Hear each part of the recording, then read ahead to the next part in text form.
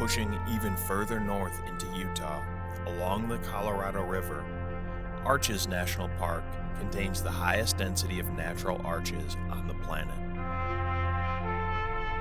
It contains more than 2,000 different sandstone arches in an area of 100 square miles.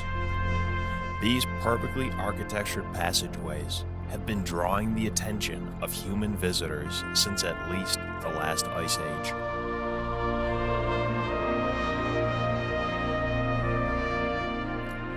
Formed from eons of wind, rain, and ice, today, Arches attracts over 1 million visitors annually.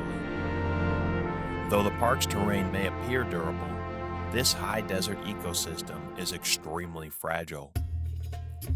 High in the Utah mountains, the park receives an average of less than 10 inches of yearly rainfall.